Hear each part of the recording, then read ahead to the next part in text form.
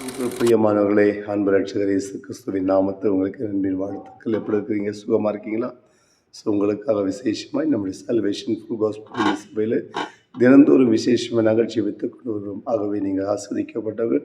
தொடர்ந்து ஒவ்வொரு நாளிலும் இந்த வார்த்தைகளை கேட்டு நீங்கள் ஆஸ்வதிக்கப்பட வேண்டும் என்பதற்காக தேவ சமூகத்தை காத்து கற்றுக் கொடுக்கிற வார்த்தைகளை உங்களுக்கு கொண்டு வருவோம். ஆகவே நிச்சயம் இந்த வார்த்தை உங்களுக்கு மிகவும் ஆசிரியமாக இருக்கும். தேவ வசனமானது ஒவ்வொரு மனிதனையும் புடமிட்டு ஆசீர்வதிக்கிறது. அநேகருடைய வாழ்க்கையில் நன்மைகளை செய்து அவருடைய வாழ்க்கையில் எண்ணி முடியாத பெரிய காரியங்களை தேவன் செய்து கொண்டு வருகிறார்.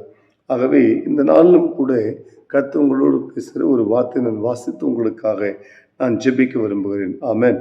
கர்த்தருக்கு மகிமை உண்டாகட்டும். கவனிங்க,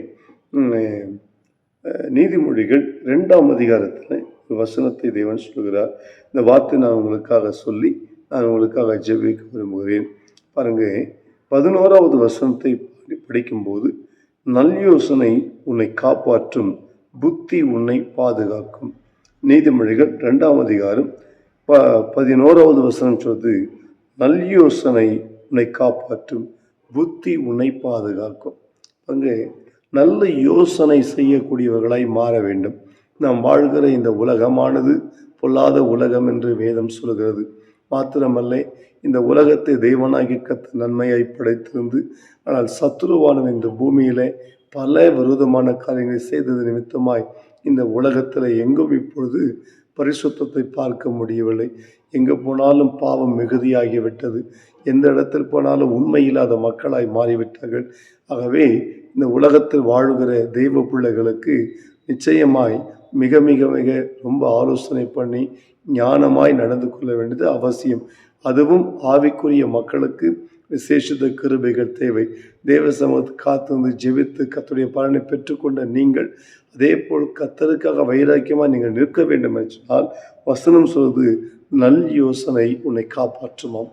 அப்போ நல்ல விதத்தில் யோசனை செய்து எந்த ஒரு காரியத்தை செய்தாலும் இதை செய்யலாமா வேண்டாமா, பேசலாமா பேசக்கூடாதுன்னு சொல்லி முதலாவது ஒரு காரியத்தை செய்வதற்கு முன்பதாக நீங்கள் யோசித்து செயல்பட வேண்டும்.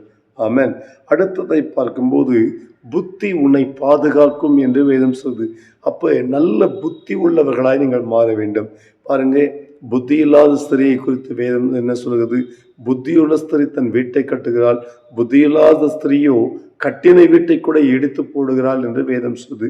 ஆகவே உங்களுடைய குடும்பத்தில், உங்களுடைய வேலையில், உங்களுடைய பிள்ளையுடைய காரியங்களில், உங்கள் தனிப்பட்ட காரியங்களில், ஒருவேளை உங்களுடைய சரீர காரியங்களில் எந்த காரியத்தை செய்தாலும் நீங்கள் நன்றாய் யோசித்து தேவ சமூகத்தில் ஜெபித்து கர்த்தரிடத்தில் ஆலோசனை பெற்றுக்கொண்டு நீங்கள் செய்யும்போது அந்த காரியம் உங்களுக்கு வெற்றியாய் மாறும், ஆசீர்வாதமாய் மாறும்.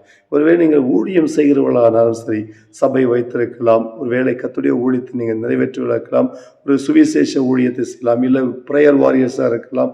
ஏதோ ஒரு ஊழியம் செய்றீங்களா, ஆலோசனை பண்ணுங்க, ஜெபத்தோடு கூட செயல்படுங்க. ஆலோசனை இல்லாத ஜனங்கள் சீர்கெட்டு போனார்கள் என்று வேதம் சொல்லுது. ஆகவே நல்ல யோசனை செய்து காரியங்களை செய்ய வேண்டும். அப்பொழுதுதான் நீங்கள் செய்கிற காரியம் மிகவும் ஆசீர்வாதமாய் மாறும். ஆகவே எனக்கு அன்பான கர்த்தருடைய பிள்ளைகளே, நல்ல யோசனை தான் உங்களை காப்பாற்றும் என்று வேதம் சொல்லுது. அதே போல் நல்ல புத்தியை நீங்கள் அடைந்து அதன்படி நடக்கும்போது அந்த வார்த்தையின்படி தேவனாய் கர்த்தர் உங்களையும் உங்கள் குடும்பங்களையும் ஆசீர்வதிப்பாராக. இந்த டிசம்பர் மாதம் முழுவதும் கர்த்தர் மகிமையான காரியங்களை வாழ்க்கையில் செய்வார். உங்களுக்கு பல தேவைகள் இருக்கும், குடும்பத்தின் காரியங்கள் அநேகம் உண்டு. ஆகவே தயவு செய்து இந்த வருஷம் முழுவதும் நம்மை பாதுகாத்த தெய்வத்துக்கு இந்த வருடத்தின் இறுதியிலே 3 நாட்கள் உபவாசம் செய்து ஜெபிக்க வேண்டியது அவசியம். ஆகவே கர்த்தர் புதிய வருடத்துக்கு நம்மை கொண்டு போவதற்கு முன்பதாக இந்த வருடம் முழுவதும் நடத்த தெய்வத்துக்கு நாம் நன்றி சொல்ல வேண்டும். புதிய வருஷத்துக்குள் போக இருக்கிற நமக்கு ஆண்டு ஆலோசனை கொடுத்து ஞானத்தை கொடுத்து கிருபையாய் நமக்கு வரப்போகிற 2026 வருஷத்தில் தேவன் நமக்கு நன்மை செய்யும்படி நீங்கள் ஜெபிக்க வேண்டும். ஆகவே நல்ல யோசனை பண்ணுங்க, புத்தியை நடந்து கொள்ளுங்க. நிச்சயம் கர்த்தர் உங்களை ஆசீர்வதிப்பாராக. God bless you.